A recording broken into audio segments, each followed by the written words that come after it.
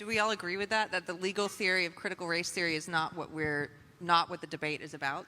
Yeah, and it's also a weird way to frame the debate. It's like, so we're going to talk about critical race theory, but we're not actually going to talk about critical race theory. We're going to talk about everything we associate with critical race theory without actually talking about critical race theory, because we're not talking about critical race theory because that's not being taught in schools. But it is being taught in schools, but we're not talking about it. You see how it's so hard?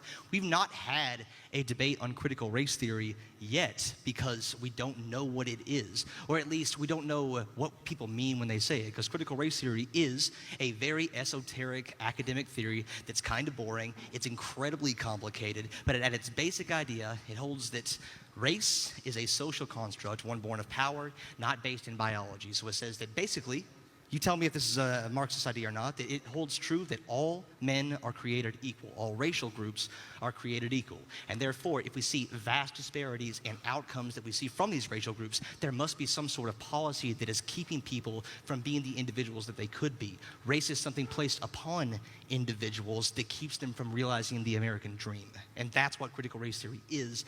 But we have to get bogged down into like all these things that people associate with it, because it's been associated with basically any weird race stuff that you see in school is now critical race theory. So it's a hard topic to talk about because we're never talking about the same thing. So it is very important to like define these concepts that we're talking about.